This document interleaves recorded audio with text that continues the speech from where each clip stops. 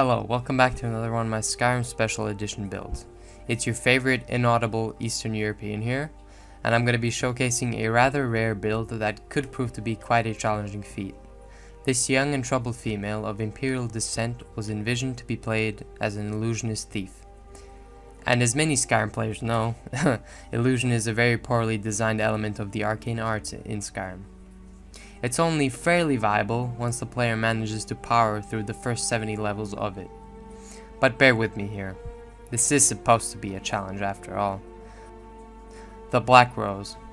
A demoralized and unhinged individual that turned to a life of crime as a means to reacquire her past financial status, which will help her cope with the various mental disorders that she currently has. Her ability to act sophisticated and cultured derives from her years as a noble family member from Cyrodiil, yet she still shows signs of a heavy antisocial personality disorder. And this is the main evil that mainly drives and motivates her. She entirely put her will to live on autopilot mode, which built the person she ultimately is today. Nothing satisfies this girl more than the ability to instill perplexion and confusement into her enemies. She immensely enjoys toying with the simple and primitive Nord mindset Skyrim is home to. Pickpocketing, an excellent way for her to express herself artistically, by poisoning her enemies silently. Some of you might think this is an abysmal way of taking someone down, and it does come with its fair share of glitches if someone does try it. But let's do it for the sake of roleplaying. The second main skill this person will be excelling at is Sneak, inadvertently improving pickpocketing in the meantime. The following mods will be a requirement: the alternate start mod, Imperious Races, Apocalypse Magic of Skyrim, and Immersive Armors if needed. And knowing me, quality of life mods are highly recommended as well. I also thoroughly thought about actually implementing the Ordinator Perk Overhaul mod into this build, but I'm keen on testing the core limits of vanilla illusion. I mean, of course, the Apocalypse mod will aid its effectiveness further. This emotionally distraught woman is of Imperial descent, granting her the following abilities and passive powers: Discipline, Imperial Virtues, and the Human Spirit. Imperial Virtues will be an exceptionally useful perk, giving the player a random health, magicka, and stamina bonus when entering combat.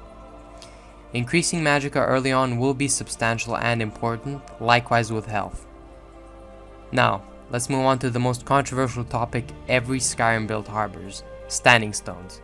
You're going to want to go with the Apprentice Stone on this one. The negative trait of this stone will indefinitely increase the difficulty of this build immensely, although some illusion spells from the Apocalypse mod will extinguish and counter the powerful nature of Skyrim's sorcerers and sorceresses that nest in various caves and forts. Her only offensive capabilities are electric destruction and rarely poisoning people through pickpocketing that restrict her current path or goal. The Black Rose will be specializing in these four following skills: illusion, destruction, pickpocket, and sneak. The Black Rose's character backstory is unusually vague, shrouded in mystery. It is said that she has been blessed by both Sanguine and Nocturnal, for she is a hedonist of the night, a potent and luscious killer. She's from an unidentified noble family in Chorl, Cyrodiil, a family that was well known, sophisticated, and most importantly wealthy, although, from what we've learned throughout life, everlasting harmony is accompanied by never-ending obstacles. Her father was a rather questionable act.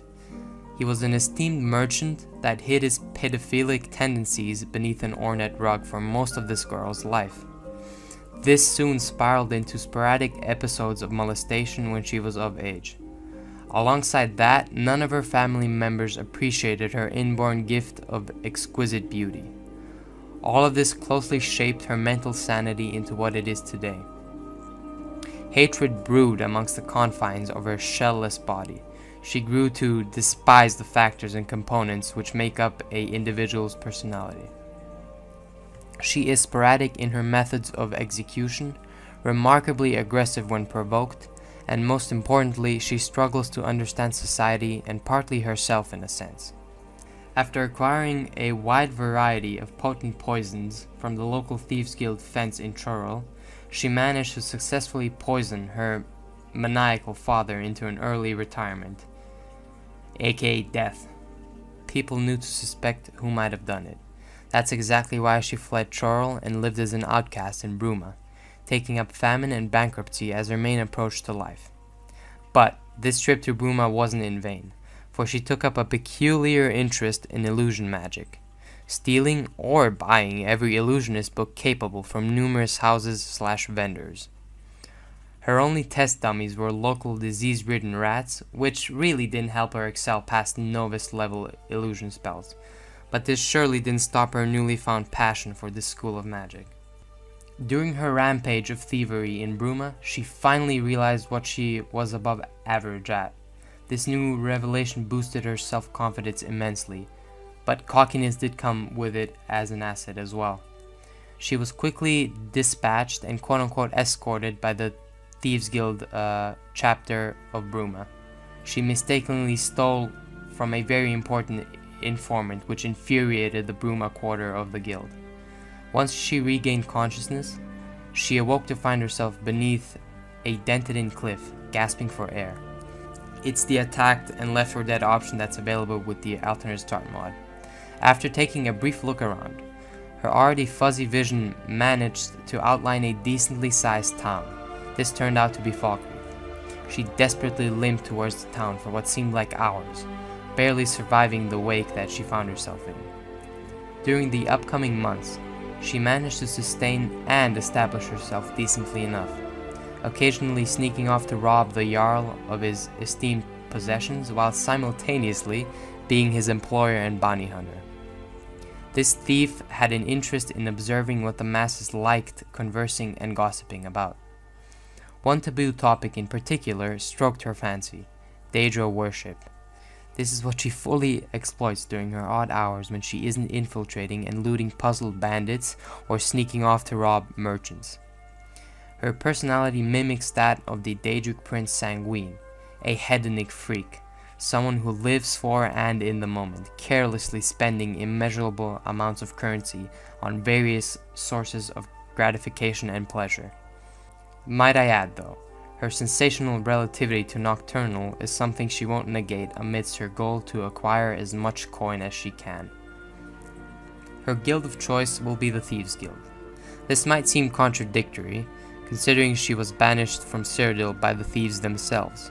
She knew this to a full extent, yet decided to stick around since that's what would ultimately fit her end goal in meeting Nocturnal and achieving her former wealth.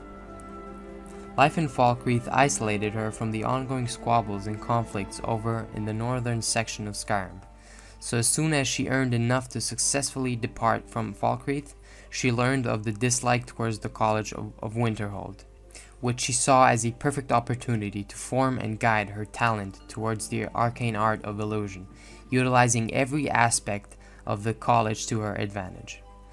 The Dragonmore questline represents an opportunity for her to exploit the divine power that has been bestowed upon her.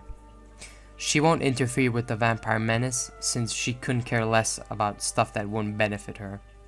She views the civil war as a petty disturbance, but she will go out of her way to harm operations of the Aldmeri Dominion or Thalmor. This profound hatred towards the Aldmeri Dominion is partially due to the torment her family was subjected to at the hands of a couple of anonymous Thalmor informants in Cyrodiil. Fundamentally, she resembles a black rose, something that's parallel to an innocent sense of morality, yet one which is shrouded amongst countless fateful tragedies. As we've mentioned before, you'll be actively engaging in the already mentioned skills and perk trees. Unfortunately for my uniqueness and shitty character building, we'll be getting every perk in the vanilla Skyrim illusion tree. Her mastery of illusion gradually increases once she joins the college. Now, let's move on to her primary approach to offensive combat: Destruction. Here you'll be wanting to acquire Novice Destruction, Apprentice Destruction, Adept Destruction, Expert Destruction, Augmented Shock 2 out of 2, and Disintegrate. Shock Disintegration has always intrigued this character, but she obviously knew she wasn't gifted in regards to destruction, which gave her the goal to pursue shock destruction to her full capabilities, hence why she's only capable to cast expert destruction spells. Moving on to stealth, the category in which the hedonist of the night is proficient at. Sneak, stealth 5 out of 5, muffled movement, light foot, silent roll, silence, and shadow warrior. Investing into this perk is a no-brainer, but one thing to note though, muffled movement will only be useful until mid-game, and you'll soon see why. Next up is Pickpocketing, a heavily disliked skill tree, and that's exactly why I'm keen on challenging myself and others to temporarily enroll this playstyle whilst playing the build. Pickpocket, light fingers 5 out of 5, night thief, poisoned, cut purse, keymaster, misdirection, and perfect touch. The perk by the name of Poisoned will achieve our goal of poisoning mortals via pickpocketing. Cut purse will also immensely decrease our chances of living an impoverished life. Moving on to the passive skills of this build. Light armor and speech. Light armor will only be used until mid-game, which again will be explained later throughout the build. You'll only be investing 3 out of 5 perk points into Agile Defender. Although she does harbor traits of an antisocial personality disorder, she is fully aware of her silver tongue, and she won't be hesitant to fully abuse this if needed. Which points us to speech. Speech, haggling 5 out of 5, allure, and bribery. None of these skills truly fail to resemble a true-born thief. Early to mid-game, you're going to want to equip her with a full set of leather armor, and also enchantments that would fit her skill set are also recommended.